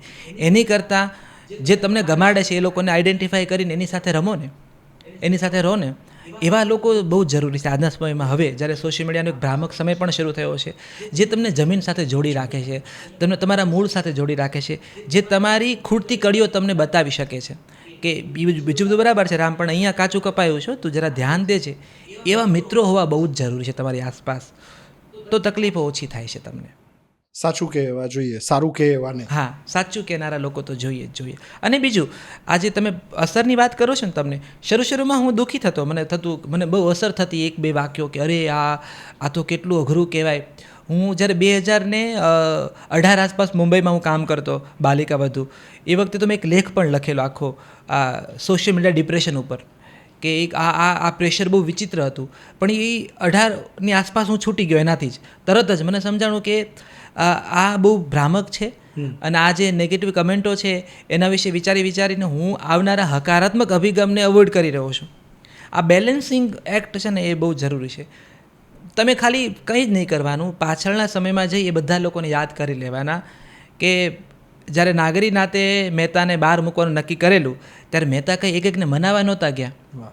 મીરાને મેવાડ છોડવાનો હતો તો મીરાએ બીજી વાર વિચાર ન કર્યું. હા, પાછું વળી નથી કોઈ જોયું. તમારે આટલું શીખવાનું છે કે તમારા વિશે વાંકું બોલનારા લોકો હોય તો એને સારું લગાડવાની જરૂર નથી, તમે હાલતા થઈ જાઓ. બસ તમારે ખાલી એટલું રાખવાનું છે કે તમારા સ્વાભિમાનને કોરાણે મૂકી પાછા વળીને એના પાણી નથી પીવાનું. તો એથી બેલેન્સિંગ એક્ટ વધારે સ્ટ્રોંગ બને છે. સૌથી વધુ રામ શેમાં માને, કર્મમાં કે નસીબમાં? બંનેમાં માનું છું. કારણ કે લાખાવડ જેવા નાનકડા ગામનો એક છોકરો, જેનું ગુજરાતી પણ એટલું બધું પ્રભાવી નહોતું, કે જેનું અંગ્રેજી પણ પ્રભાવી નહોતું, જેનું હિન્દી પણ જૂનાગઢના બાવાઓને સંગાથ આપે એવું જ હતું, એ છોકરો જો મહાનગરોમાં સક્રિય હોય અને ફાંકડું કામ કરનારા લોકોની સાથે બેસીને કામ કરી શકતો હોય, આ બધા ચમત્કારો છે એ માત્ર કર્મને આધીન તો ન હોઈ શકે. નસીબ તો ત્યાં છે જ એમ. એટલે કર્મ અને નસીબ એ બંનેનો રોલ છે. અને બીજું, તમે જેટલું વાંચો ને, જેટલા તમે મહાપુરુષોના જીવનમાંથી પસાર થાવ, તમને એટલી વધારે સમજાય વાત કે લખાયેલું તો છે જ, તમે પરફોર્મ કરી રહ્યા છો. પણ કર્મનો એક બહુ મોટો સિદ્ધાંત છે, તો ગીતા પણ કહે છે તમે જે કરો એ જ તમે ભરો છો. એટલે આ બંને એનો પેરેલલ રોલ છે. આ રેલગાડીને દોડવાના 2 પાટાઓ છે. કોઈ એકના આધારે તમે નસીબનું માનીનું બેસી રહીશ ને તોય ખોટું, અને નસીબની સામે જોયા વગર માત્ર કર્મને કે હું કર્મ કરું છું અને મને મળે છે મારું નસીબ, આ એ જ નસીબ છે કે જે ગીતા જ્ઞાન આપી અને સમસ્ત આર્યાવતને અજવાળું આપનાર કૃષ્ણ યાદવ કુળની સામે ચૂપ હતા, કેમ કે એ નિયતિ હતી. આ એ જ નિયતિ હતી જેણે મર્યાદા પુરુષોત્તમ શ્રી રામના પિતા હોવાનું ગૌરવ લીધું. એ જ દશરથ જ્યારે મૃત્યુ પામે છે ત્યારે પાણી પીવનારું કોઈ નથી આસપાસ, એ નિયતિ છે. એટલે નિયતિને અવોઇડ તો નહીં કરી શકો તમે, એ છે ત્યાં જ ઊભી છે. એટલે બંને સાથે છે, કર્મ અને નિયતિ. કેટલું બધું લખાતું હોય છે, પણ મને યાદ આવે છે મોહતું પહેલાંનો સમય, જ્યારે પહેલું પુસ્તક નહોતું આવ્યું, એ પ્રોસેસમાં હતું. બિલકુલ. અને ફિલ્મના મારા શો વિશે જ્યારે આપણે ચર્ચા કરતા હતા ને તો તારી હંમેશા એક ફરિયાદ રહેતી હતી કે તમે સ્ત્રી પાત્રને મહત્વ નથી આપતા. તો તારા લખાણમાં એ વસ્તુ ઓલવેઝ જોઈ છે. એમની નજરે કેવી રીતે આટલું બધું વિચારેલા છે રામ? અગેન એમાં પેલું બાળપણ મારું, કે હું જે સંયુક્ત પરિવારની વાત કરું છું અને ડાયલોગની વાત કરું છું, મને જે વાતો કરવાની ટેવ હતી, એટલે મારી બા, મારી મોટી બા, મારી દાદીમાં, મોટી કાકી, નાની કાકી, પછી મારી બહેનો, પડોશમાં અમારે ત્યાં બાજુમાં બાબરનું ઘર હતું, બાબરના ઘરમાં પણ 5 થી 6 છોકરીઓ, મારા સગામાંથી મારી શેરીમાં એની 5 દીકરીઓ, બાજુમાં મારો મકવાણાનું ઘર એની 7 દીકરીઓ, અને આ બધા લોકો એક જ ઘેરામાં બેસીને ભરત ભરે, સાથે મોળાકત કરે, સાથે જયા પાર્વતી કરે, એવ્રત જેવ્રત કરે, વડ સાવિત્રી કરે. અને અમે બધા છોકરાઓ, જેની બહેનોએ વ્રત કર્યા, બધા છોકરાઓ પાણીના લોટા અને પૂજાનો થાળ પકડી બેનની સાથે જાય. તમને ફરાળ મળે, એના બદલે પાછા પેંડા મળે, ફરાળીઓ સેવડો મળે. તો એ બધાના કારણે છે ને આ લોકોના ડાયલોગને બહુ નજીકથી સાંભળવાનો મને મોકો મળેલો. બીજું મારી બાએ છે ને મને કોન્શિયસ કિડ તરીકે, બાળક તરીકે મોટો નથી કર્યો. એ બધું જ શેર કરે મારી સાથે. એ બધી એની મૂંઝવણો, એના અભાવો, બધી પીડા, એનો હરખ બધું શેર કરે. એનો પણ બહુ મોટો ફાયદો થયેલો કે મને એ મન બહુ જલ્દી સમજવા મળેલું. તો મારું એ બાળપણ છે, અને આ બધા ઘેરાઓ છે, આ બધી છોકરીઓ છે, એ બધીના હોંકારાઓ, એ બધીના ઝાકારાઓ, એ બધીને વાતો મારી અંદર આમ ભરોટું ભરીને છે. એટલે કદાચ લખતી વખતે એ અવાજો સીધા મારી અંદર. અને બીજું હું બહુ હંમેશા કહેતો હોઉં છું કે આર્ટિસ્ટનું તો કોઈ જેન્ડર છે જ નહીં, એ માત્ર કલાકાર છે. અને એ શિવે ત્યાં અર્ધનારેશ્વર રૂપ મૂકીને કળાને વધારે પોષી છે. એ બે ભાવો તો આપણી ભીતર સતત રમતા હોય છે. અને મને એવું લાગે છે કદાચ ઉંમરનો એક પડાવ એવો આવશે કે મારી પાસે એક પણ નારી પાત્ર નહીં આવે. એ પણ શક્યતાઓ છે, કારણ કે બહુ મેં એવા લેખકોને વાંચ્યા છે, કવિઓને વાંચ્યા છે, જેના ફેઝ ચાલતા હોય અલગ અલગ. તો કદાચ એવો ફેઝ પણ મારા જીવનમાં આવશે કે પછી નારી પાત્રો શમી જશે ને પછી બધા જે નર છે એના વિશેની કથાઓ આવશે. એવું પણ બની શકે. શક્યતાઓ તો કળામાં હંમેશા આભાસી જ રહી છે. એ તમને ખબર નથી, યુ નેવર નો.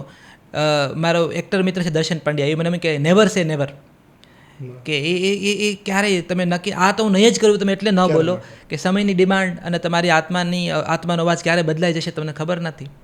પણ એટલા માટે નારી પાત્રો વધારે મારી આસપાસ સ્ટ્રોંગ રહ્યા છે. અને ભક્તિ પરંપરામાં નારીનો અવાજ બહુ બુલંદ રહ્યો છે. તો એ જે ભક્તિ પરંપરા છે એમાં ગંગા સતી પાનબાઈ હોય, લોયણ હોય, એ અમરબા હોય, અમરદેવીદાસ હોય, તો આ બધાની સાથે મીરા છે, લીલનબાઈ છે, એ બધાનો અવાજ મને વધારે ઘૂંટાણો છે મારી ભીતર. એટલે કદાચ નારી પાત્રો વધારે મારી અંદર બહાર ખીલ્યા છે. સત્યભામા લખી છે, કૃષ્ણની આસપાસના પાત્રો લખ્યા છે. ઓછા શબ્દોમાં કેવું હોય તો રાધાની પીડા શું? રાધાની આમાં સત્યભામામાં એક વાત રૂકમણી કહે છે સત્યભામાને, કે રાધાના નસીબમાં ગોકુળ છે અને આપણા ભાગ્યમાં દ્વારિકા. રાધાના નસીબમાં મોરપીંછ છે અને આપણા નસીબમાં રાજમુગટ છે. રાધાના નસીબમાં રાસ છે અને આપણા નસીબમાં હાસ છે.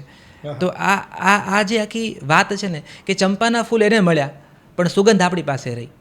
તો આ વ્રજમાં એક આશીર્વાદ છે બહુ, અને મને બહુ જ ગમતો આશીર્વાદ છે. વ્રજની માડીઓ પોતાની દીકરીને ઓવાણા લઈને કહેશે કે તને રાધાનો પ્રેમ ને રૂકમણીનું ભાગ્ય મળો. તો આ મને એટલું બધું લાગે છે. અને મારે સત્યભામા નવલકથામાં મેં કહેવાનો પ્રયત્ન એ કર્યો છે કે એ બંને જુદા હતા જ નહીં ક્યારેય. રાધા એ કૃષ્ણનું જ એક રૂપ છે અને કૃષ્ણ એ રાધાનું જ એક સ્વરૂપ છે. પ્રેમનો અર્થ સમજાવવા માટે સૂરદાસના પદો એવું કહે છે કે જગતને પ્રેમનો અર્થ સમજાવવા માટે રાધાનું રૂપ લઈને કૃષ્ણ ધરતી ઉપર આવ્યા છે. તો એટલે હું એ બંનેને ક્યારેય જુદા જોતો નથી. એ નવલકથામાં એ વાત હું કહેવાનો પ્રયત્ન વારંવાર કરી રહ્યો છું કે કૃષ્ણનું જ એક રૂપ હતું, કૃષ્ણનું જ એક સ્વરૂપ હતું. છોડી શકવાની વૃત્તિ છે ને એ રાધા છે. રાધા એવું સમજાવે છે કે પ્રેમ બંધન નથી, પ્રેમ મુક્તિ છે. તો રાધા છે એ મુક્તિનું પ્રતીક છે. અને કૃષ્ણ નામ નિર્માણ છે, કારણ કે દ્વારિકા નિર્મિત કરી છે, તો રાધા નામ નિર્વાણ છે. તો એ વાત મને હંમેશા રાધામાં દેખાય છે. પણ જ્યારે બેની કમ્પેરિઝન કરીએ, ફોર એક્ઝામ્પલ રાધા અને રૂકમણી, તો બેમાંથી નસીબદાર કોણ વધારે? આપણે, કે આપણી પાસે બંનેની વાતો પહોંચી છે. ઇતિહાસમાં આવા અનેક પાત્રો બન્યા છે, પુરાણના એવા અનેક પાત્રો બન્યા છે, આપણા સુધી વાત નથી પહોંચી. એ તો ભલું થજો વેદવ્યાસનું, ભલું થજો એ ગણપતિનું, ભલું થજો એ જયદેવનું, કે આ પાત્રોની કથા આપણા સુધી પહોંચી. અને કેવું છે કે ભૂતકાળ છે ને, ઇતિહાસ છે ને, ઇતિહાસ એ બોધપાઠ માટે છે. ઇતિહાસ છે ને એ અજવાળા માટે છે. તમે કેટલું અજવાળું લો છો ને એનામાંથી એ આપણી ઉપર, અને ખાસ તો આપણી દાનત, આપણી વૃત્તિ ને આપણું નસીબ, આ ત્રણ વસ્તુ છે. રાધા અને રૂકમણી એ બંનેના પાત્રો છે ને એ આપણા માટે બહુ મોટું સૌભાગ્ય છે આપણા પક્ષે, કે શીખવાનું શું છે. જેમ વાત કરી કે રાધામાં છોડવાની વૃત્તિ બહુ મોટી છે, પ્રેમ વહેંચી નહીં શકવાની જે વૃત્તિ છે ને, એમાં રાધા કહે છે કે તમે જેટલો વહેંચશો એટલે વધશો. જો એને છોડી દીધો ને એટલે રાધા કૃષ્ણ બન્યા, કે એને અધિકાર આપ્યો કે કૃષ્ણના નામની આગળ રાધા છે. જો એને બાંધી રાખ્યું હોત ને તો ત્યાં રાધા ન હોત. એટલે વ્રજમાં રાધા છે, પ્રેમ છે ને ત્યાં સુધી રાધા છે, ને રાધા છે ત્યાં સુધી પ્રેમ છે. એટલે વ્રજમાં તમે રાધે રાની જ મુખ્ય સ્થાન ઉપર છે. રૂકમણી છે ને, રૂકમણી એની વૃત્તિ શું છે? એની વૃત્તિ છે કૃષ્ણ તમે આર્યાવર્ત સંભાળો, હું દ્વારકા સંભાળીશ. તો આજે એક સફળ પુરુષ કે એક સફળ નાયકની પાછળ એની એક પત્ની જવાબદાર છે કે જેણે આ બધું બાંધી રાખ્યું છે. નરસિંહ મહેતા પદો એટલે ગાઈ શક્યા કારણ કે માણેકબા ઘર સાચવીને બેઠા હતા. તો આ જે વૃત્તિ છે ને રૂકમણીની, સંભાળી લેવાની વૃત્તિ, કૃષ્ણ આમાં કહે છે કે રૂકમણી બની નથી શકાતું, રૂકમણી તરીકે તમારે જન્મવું પડે છે. અને રૂકમણી એ છે કે જે અંધારાની સામે દીવો કરવાની શક્તિ ધરાવે છે. એ અંધારાની સામે ઘૂંટણીએ નથી પડતા. જ્યાં અંધારું છે ત્યાં દીવો લઈને રૂકમણી જાય છે. અને જગત એની આંખમાં અભાવ શોધવા જાય તો એની આંખમાં એ પેલું તમને નિરાંત બતાવે એ રૂકમણી. એનામાં કડવાશ નથી. એટલે રૂકમણી શીખવે છે ફરિયાદ વગરનું જીવન. અને કડવાશ નથી ને એટલા માટે એ નિર્વાણની ક્ષણ ઉપર કૃષ્ણ પહેલો અધિકાર રૂકમણીને આપે છે કે આવો તમે સાથે. હવે યદુ વિનાશ થઈ ગયો છે ને આપણો જવાનો સમય થયો છે. અને રૂકમણી કહે છે કે હું બહુ સૌભાગ્યશાળી છું કે મને આ ક્ષણ તમે આપી છે, પણ અહીંયા પ્રેમ કરતાં ધર્મ મારા માટે પહેલાં સ્થાન ઉપર છે. પ્રાયોરિટી ધર્મ છે રૂકમણી માટે, પ્રેમ નથી. રાધા માટે પહેલી પ્રાયોરિટી પ્રેમ છે. રૂકમણી કહે છે કે હું માત્ર પત્ની નથી, હું પુત્રવધુ છું, હું સાસુ છું, હું કઈ કેટલી દીકરીઓની માતા છું. યદુ વિનાશ થઈ ગયો છે, દ્વારકામાં અત્યારે માત્ર સ્ત્રીઓ છે. હું જો તમારી સાથે આવીશ, અહીંયા મારો ધર્મ એ છે કે મારે આ લોકોને રડવા માટે મારે ખભો આપવાનો છે, મારે સથવારો આપવાનો છે. કૃષ્ણ દ્વારકાને નોંધારી મૂકી શકે, રૂકમણી નહીં. એટલે રૂકમણીના પાલવમાં ચાવી બંધાયેલી છે. એટલે કૃષ્ણ કહે છે કે અને એટલા માટે જ તમે રૂકમણી છો. તો કૃષ્ણ સાથે જવાનું સૌભાગ્ય મળતું હતું અને રૂકમણી ન ગયા કારણ કે એને ધર્મને પ્રાયોરિટી આપી. એટલે પ્રેમ અને ધર્મનું આ જે રૂપ છે ને એ સૌથી મોટું અજવાળું છે આ બે પાત્રોમાં. પણ કૃષ્ણ ને હંમેશા આ રીતે જોયા છે કે કૃષ્ણ આ છોડી શકે, કૃષ્ણ આ છોડી શકે. કૃષ્ણની પીડા છેલ્લી 24 કલાક હશે કે જ્યારે એને ખબર જ હતી ને કે નિમિત્ત, એને બધું જ ખબર હતી કે આ ક્ષણે આ થવાનું છે. યદુકુળવાળી જે આખી ઘટના છે, કૃષ્ણની પીડા કેટલી, એને કેવું બધું મનોમંથન કર્યું હશે કે યાર હા હવે હું એના પુત્રની વાત હોય, ભલે નિયતિએ લખેલી હતી એ પ્રમાણે બધી વસ્તુઓ થઈ, પણ એક બાપ તરીકે એને પીડા તો લાગી જશે. બિલકુલ પતિ તરીકે એને પીડા વેઠી. બિલકુલ એ પીડા અઘરી એટલી છે જીતુભાઈ કે આજે આખું ગામ તમારું સાંભળે છે. આખું તમે ગામનો મુખી હોય, મોટી મૂછ રાખીને ફરતો હોય અને લોકો આગ્રહ કરતા હોય કે ભાઈ તમે અમારા ઘરે ચા પીવા આવો, મુખી બાપા ચા પીવા આવો, મુખી બાપા અમારા ભાઈઓના સમાધાન કરાવો, મુખી બાપા છોકરા નોખા થાય છે પણ જમીનના ભાગલા પાડી આપો તમે, કે મુખી બાપા તમે પત્તા પાડો કે કોને ઘર મળશે, કોને મેળી મળશે, કોને બળદ મળશે ને કોને ગાડા મળશે. એટલે પડ્યો બોલ. કૃષ્ણ મુખી બાપા હતા. આર્યાવર્તમાં ક્યાંય સમસ્યા એટલે એને પહેલાં એને બોલાવો. ભીષ્મ કહે છે કે પહેલી પૂજાનો અધિકાર એનો છે. રાજસુ યજ્ઞ વખતે તમે કૃષ્ણને બેસાડો, એની પ્રથમ પૂજા કરો. આવા કૃષ્ણ જ્યારે મહાભારતનું મુસળ પર્વ તમે વાંચો ને, આમ એવું છે, કરુણતા એ છે જીતુભાઈ કે હવેના સમયમાં એવું છે કે તમે વેદવ્યાસની વાત પણ બોલી નથી શકતા, તરત તમારા ચાર રસે પૂતળા બળે. સમય એવો છે કે તમે વાલ્મીકી લખેલી વાત પણ બોલી શકો નહીં. ગુણીજનો ચૂપ થઈ ગયા છે. આ સમય એવો છે કે અને સૌથી વધુ એ લોકો બોલે છે જેણે વાંચ્યું જ નથી. એટલે સંવાદની દેકારો વધ્યો છે ચારે બાજુ. ત્યારે વેદવ્યાસ પણ ચૂપ થઈ ગયા છે. મુસળ પર્વ જે લોકો આ પોડકાસ્ટ સાંભળે છે, મહાભારતનો મુસળ પર્વ તમે સાંભળો ને, વાંચો ને, તમને ઊંઘ ના આવે. કૃષ્ણને જે રીતે કૃષ્ણની જે સ્થિતિ થઈ છે યાદવોની વચ્ચે, એ જે વેદવ્યાસે લખ્યું છે, દિનકર જોશીએ એક અદ્ભુત નવલકથા લખી છે, દ્વારકાનો સૂર્યાસ્ત. બહુ નાનકડી નવલકથા છે. એ વાંચો ને તમને ઊંઘ ના આવે. કૃષ્ણની એ દયનીયતા, એ છેલ્લી અવસ્થા, કૃષ્ણની પીડા, કૃષ્ણના આંસુ. દિનકરભાઈ, મેં દિનકર દાદાને કીધું કે દાદા તમે ત્યારે લખી નાખી. મારી ચેલેન્જ તો પેલી ટ્રુથ એન્ડ ડેરવાળી જે ગેમ છે ને, ડેર મારું એ છે કે 2025માં તમે આ નવલકથા પ્રગટ કરો અને લખો. હવે તમે ન લખી શકો. તમે કૃષ્ણના જમણા પગ ઉપર ઊંઘમાં કૃષ્ણને સપનું આવે છે કે જમણા પગના અંગૂઠા પર ઉંદર બચકું ભરી ગયું છે અને જાગીને કૃષ્ણ રડી રહ્યા છે. અને રૂકમણી કહે છે કેમ રડો છો? તો કૃષ્ણ કહે છે કે મને જમણા સ્વપ્નશાસ્ત્રમાં આ એક સંકેત છે કે જમણા પગના અંગૂઠા ઉપર ઉંદર બટકું ભરી ગયો છે, કે મારો કુળનો વિનાશ થવાનો છે. કૃષ્ણના બખ્તરે ખેંચી યાદવો મારે છે, પતરાળું કૃષ્ણના માથા પર મારે છે, જે મદરા પીધેલા મદમસ્ત યાદવો છે. આ બધું દિનકર જોશીએ લખેલું છે કે કેવી કૃષ્ણની સ્થિતિ થઈ છે.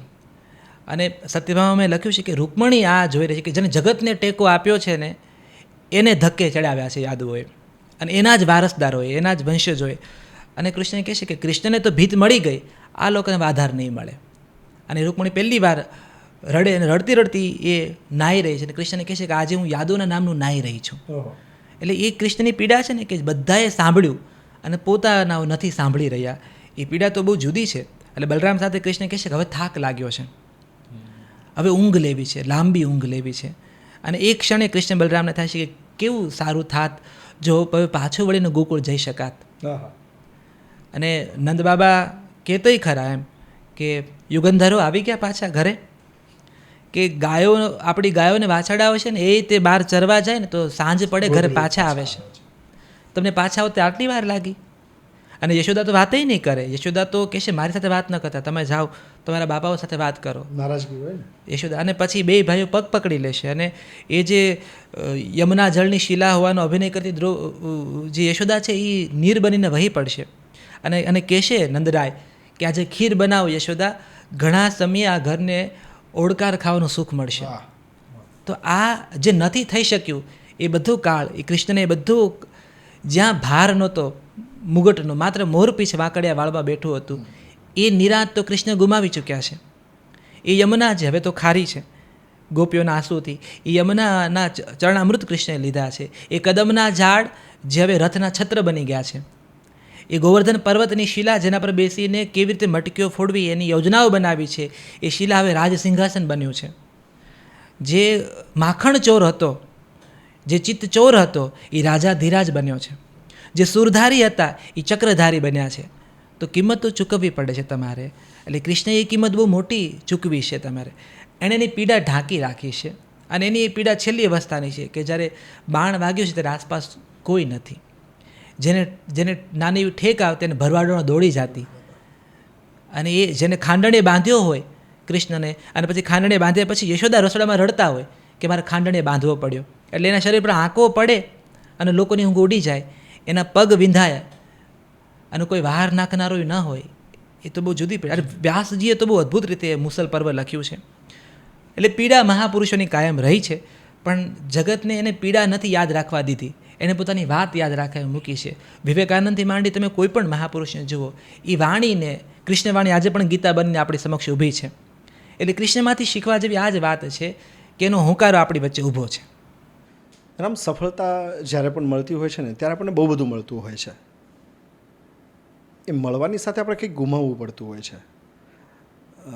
નામ થયા પછી રામે ગુમાવ્યું શું? મેં મારું ઓલ્ડ વર્ઝન ગુમાવ્યું સૌથી પહેલાં તો. ભાર વગરનું જે આખું, જેને કંઈ પ્રાપ્ત જ નહોતું કરવું ને, જેની માથે કોઈ જવાબદારી જ નહોતી, નાવા નીચવાનું નહોતું, આગળ ધરાલ પાછળ ઉલાળ નહોતો, એટલે ગમે ત્યારે પગ લાંબા કરીને નાગરાજ કાકાની કેટલી ચા પી શકાતી ટીવી9માં, એ બધું જે સહજ પ્રાપ્ય હતું ને એવું ખાસું ગુમાવ્યું છે. એ મને ખબર પડે કે ધ ઓલ્ડ મી એ મેં ખાસો ગુમાવ્યો છે. હવે હું આંખ મીચીને ભરોસો નથી કરી શકતો જે પહેલાં હું કાયમ કરતો એકદમ, કે હા તો એ થયું કે નહીં, થોડુંક તો સાવચેત રહેવું પડશે, થોડુંક તો આ જોવું પડશે. ચિંતાઓ અમુક પ્રકારની તો હતી જ નહીં. જે હવે પ્લાનિંગ નહોતો કરતો, ક્યારે પૈસાનું પ્લાનિંગ તો તમે તો બહુ માહિતગાર છો કે તમે ખીજાઈને મને કહેતા તારા પૈસાનો હિસાબ રાખ, તારા પૈસાનું શું છે એ વર્ષોમાં પણ એવું ગાંડું ખાતું હતું. હવે થોડુંક એમાં થયું કે ભાઈ આ જવું પડશે, કારણ કે લખી રહ્યા છો તમે, એક ઉંમર એવી આવશે જ્યારે લેપટોપમાં લખવા બેઠા છો ને એક શબ્દ નહીં આવે, કોઈ આઈડિયા તમારો વર્ક નહીં કરે, ત્યારે તમારી પાસે એક બેંક બેલેન્સ હોવું જોઈશે. આપણે ત્યાં કંઈ કલાકારોના પીએફ નથી અને કંઈ રાજ્યશ્રીની વાત તો ભૂલી જાઓ કે કાલિદાસના પીરિયડમાં જીવતા નથી તમે. તો ભવિષ્ય વિશે આ જે વિચાર તમારે કરવો પડે છે, આ જો અને તોમાં હું એન્ટર થયો, એટલે એ હું નહોતો. તો એ બધું આવ્યું છે. અને ખેર એ પણ એક જવાબદારી છે જે તમારે, કારણ કે તમને સુખી કરવા એ કોઈની જવાબદારી ન હોઈ શકે, એ જવાબદારી તમારી જ છે. તો આ બધી વસ્તુ છે કે જેને હું મિસ કરતો હોઉં છું. કે ઘણીવાર મેં ભાઈબંધો કહેતા કેવા આપણે નીકળી પડતા નહીં, ખભે થેલા નાખીને એમ રાતભર ચાની કેટલી બેસી રહેતા.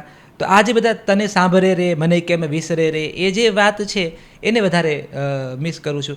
સૌથી વધુ એ પણ થાય જીતુભાઈ કે ઘણીવાર તમારા બાળપણના ગોઠિયાઓ છે એની સાથે તમે વાત કરતા હો, એ એમની અનિચ્છાએ પણ એવું એને ખબર ન હોય, પણ છે ને તમારી સાથે વાત કરતી વખતે એ થોડા કોન્શિયસ હોય છે.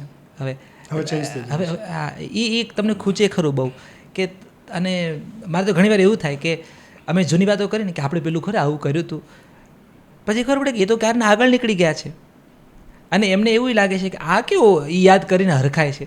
ત્યારે તમને એમ થાય કે તમે તો હજી ઊભા જ છો, એ તો સમય સાથે મોટા થઈ ગયા છો, પણ તમારી અંદરનું પેલું હજી બાળક મોટું નથી થઈ શક્યું. તો ક્યાંક એ બહુ તમને હર્ટ થયાની લાગણી તમને અનુભવાય. જૂના મિત્રો સાથે જૂનો સમય યાદ કરું ને ત્યારે હું હજી એ વસ્તુમાં હું વહી જાઉં. પછી એના તરફથી જ્યારે મને એવો રિસ્પોન્સ ના મળે ત્યારે મને થાય કે અરે યાર, આપણે તો ત્યાં જ ઊભા રહી ગયા છે, આ લોકોએ તો બસ પકડી લીધી. એ બધું વધારે તમને ખટકતું હોય છે. પણ સ્મરણોની એ મજા છે કે એનો બહુ મોટો સથવારો છે અને એની બહુ મોટી શક્તિ પણ છે, અને એના આધારે તમે વધારે ટકી જતા હો છો. તો બસ હું આ વધારે મિસ કરતો હોઉં છું. રામ, સુખ એટલે શું? સુખની વ્યાખ્યા બધાની પોતપોતાની છે. મારા માટે સુખ એટલે છે ને નિરાંત છે, સૌથી મોટી નિરાંત. અને છે ને નિરાંત ક્યારેય મોટાભાગે આવતી નથી.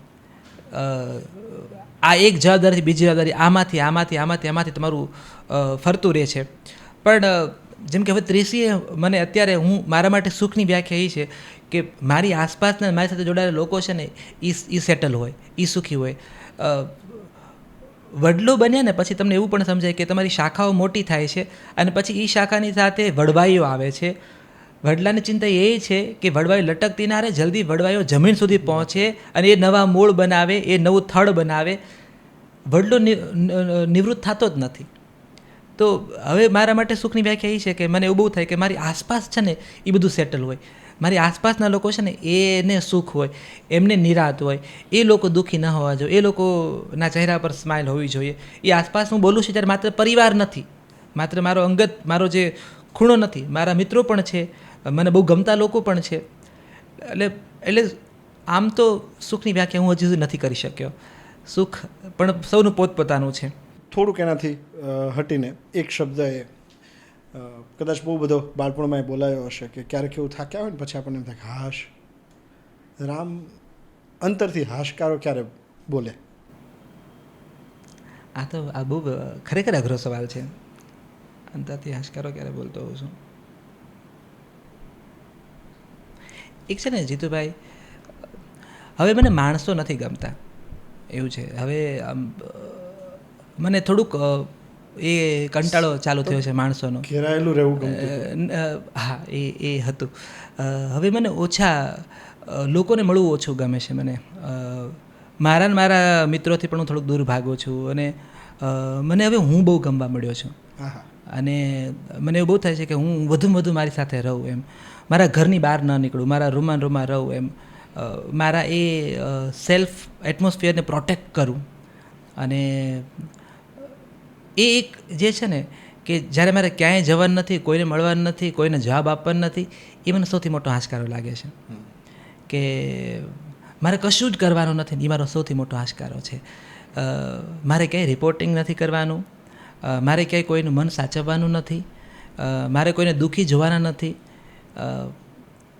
સો આપણે કદાચ ફેઝ હશે જીવનનો, પણ મને હવે માણસો નથી ગમતા એવું છે મને. અને જૂની ગલીઓમાં જવું મને બહુ નથી ગમતું. બહુ જ જૂના મિત્રો હોય આમ તમને મજા જ પડે એમ, પણ મને એવું થાય કે હમણાં હું ટાળું એમ. તો એક એવો ફેઝ છે અત્યારે જીવનનો કે જ્યાં મને હવે એમ થાય કે હું છે ને ગયા વર્ષે દિવાળી પર હિમાચલ ગયેલો અને પહાડોમાં હું બહુ જ રડેલો, એકલો હતો પહાડોમાં. ને ત્યારે મને એવું થયું કે અહીંયા હું હજી સુધી આવ્યો કેમ નહોતો એમ. એ જે પહાડોમાં ત્યાં તમારું અસ્તિત્વ છે ને, તમારા અસ્તિત્વ સામે તમે પ્રશ્ન ઊભો કરો કે આવડો મોટો પહાડ ઊભો છે આજે, એને કોઈ જ પડી નથી કે તમે કોણ છો ને ક્યાંથી આવ્યા છો. અને એના જે પહાડના લોકો છે, એનો જે તમને એ જે એનું વેલકમિંગ નેચર છે એ લોકોનું, આ રસ્તેથી તમે બીજી વાર પસાર નથી થવાના, એને ખબર છે. આ જણ અહીંથી ગયો પહાડમાંથી, પાછો નથી આવવાનો. પણ એ જે જગ્યા છે, એ જે વાત છે, ત્યારે મને લાગેલું કે આ મેં બહુ મોડું ચાલુ કર્યું છે, મેં આ બહુ પહેલાં મારે કરવાની જરૂર હતી. પણ પછી એવું બહુ મને સમજાય છે ધીમે ધીમે કે જે ક્ષણે જે લખાયેલું છે એ જ ક્ષણે તમારા સુધી પહોંચે છે, ત્યાં સુધી એ નથી આવતું. કદાચ તમને જીવન પ્રિપેર કરે છે એના માટે. અને એક નિરાંતનો જવાબ મને એ પણ મળી રહ્યો છે કે જ્યારે મને એક એવી જગ્યા, એ કોલકાતા હોય કે એ મુંબઈની ગલીઓ હોય કે આ હિમાચલ હોય, જ્યાં મને કોઈ જ ઓળખતું નથી, ત્યાં હું સાવ જ ખોટા નામ સાથે, સાવ જ ખોટી ઓળખાણ, ક્યારેક હું વકીલ હોઉં છું, ક્યારેક હું બેન્કર હોઉં છું, ક્યારેક હું પેઇન્ટર હોઉં છું, અને સાવ જ નામ, ખોટું જ નામ સાથે એ લોકો સાથે જ્યારે ડાયલોગ કરવાનો હોય કોલકાતામાં કે મુંબઈમાં, એ મને બહુ મોટી નિરાંત આપે છે કે આ લોકો મને ઓળખતા નથી અને આ લોકોએ મારી કીધેલી સ્ટોરીને સાચી માને છે કે હું તો પેઇન્ટિંગ કરું છું અને ચિત્રો સ્ટડી કરવા માટે આવ્યો છું. તો એક બહુ નિરાંત હોય છે કે જ્યાં તમને કોઈ ઓળખતું નથી. હા, એટલે હું આ પેલું અમિતાભ બચ્ચન કે શાહરૂખ ખાનના એંગલથી નહીં, પણ મારા પોતાના શરીર મને કોઈ ના ઓળખતો હોય, એ મને લાગે છે એ પણ એક સુખ હશે કદાચ. આ ગુમાવવાની વાત આ પણ છે કે તમે એક એવું મિસ કરો છો કે જ્યાં તમારે કશું કરવાનું નથી, તમે બેઠા છો ચૂપચાપ. એટલે ધ્યાન પાસે એ શક્તિ છે. જ્યારે તમે ધ્યાનમાં બેસો છો, હું જ્યારે ધ્યાન કરું છું સવારે, તો મને એ એક અદ્ભુત રીતે એ જે મિનિટો છે, જ્યારે હું આંખ બંધ કરીને બેઠો હોઉં છું, ત્યારે તમને એવું લાગે છે કે તમે તરી રહ્યા છો બ્રહ્માંડમાં અને તમારી આસપાસ બધું શાંત છે, તમે શૂન્યમાં છો, શ્લોકો અને મંત્રોનો સથવારો છે તમને. એ બહુ મોટી નિરાંત છે. વાહ, બહુ બધી વાતો રામ સાથે થઈ શકે. મારા સવાલો એટલા બધા છે અને તારી પાસે જવાબો અખૂટ છે. સાંભળતા રહેવું ગમે છે. ફરી ક્યારેક બંને બેસીશું અને બહુ બધી વાતો કરીશું. પણ બિયોન્ડ બાઉન્ડ્રીઝનું મારું આમંત્રણ સ્વીકારીને આ પોડકાસ્ટમાં આવે એના માટે thank you Ram. Thank you Jitubhai. અને ખાસ તો એટલા માટે કે પેલું એવું છે કે વેલ મોટી થતી ને જ્યારે વેલ આધાર બિલકુલ શોધતી હોય, અને તમે મારા 2013-14નો બહુ મોટો આધાર છો. કારણ કે નોકરીએ લાગી તો ગયા, ખુદ TV9ની એ સમસ્યા હતી કે આને રાખશું ક્યાં, આને લઈ તો લીધો છે કે વાંચે લખે છે એટલે, પણ કરાવશું ક્યાં. પણ આજે હું ગુજરાતી સિનેમા લખું છું. મારી હમણાં 6ઠ્ઠી ગુજરાતી ફિલ્મ મહારાણી રિલીઝ થવાની છે. તો 6 ગુજરાતી ફિલ્મો હું લખી ચૂક્યો છું. પણ એ ગુજરાતી ફિલ્મોના પાયો મેં તમારી સાથે ઘડ્યો છે. એનું જે આપણે જે LCD શો કરતા, અને એમાં ગુજરાતના એ ગણમાન્ય સર્જકો, ફિલ્મ સર્જકો, લેખકો, કવિઓ, સંગીતકારો, અભિનેતા અભિનેત્રીઓ સાથે સંવાદો કર્યા છે. તમે એ 1950-60ની ફિલ્મોના પેકેજીસ લખાવ્યા છે. તો એ બધો કેટલો મોટો પાયો હતો મારા માટે. તમારી સાથે અને જયેશ પારકર સાથે આ ભક્તિના જે સ્પેશિયલ શોઝ કર્યા છે, અને એમાંથી રાજાધિરાજ નાટક લખાય છે, એમાંથી સત્યભામા આવે છે. તો મને લાગે છે કે આ બહુ મોટી ક્ષણો છે અને એમાં તમારો બહુ મોટો ટેકો હતો મને. એટલે હવે તમારી સાથે જ્યારે વાત કરવાની આવે ત્યારે મને એવું લાગે કે હું એકથી પાછો ત્યાં આવીને બેઠો છું અને ફરી પેલું આગળ ધરાળ નહીં પાછળ ઉલાળ નહીં એ સ્થિતિમાં આવીને ઊભા છે. એટલે તમારો ખાસ આભાર કે બાઉન્ડ્રીઝ તોડી મને બિયોન્ડ તમારી સામે તમે ઊભો કર્યો એના માટે. Thank you. Thank you.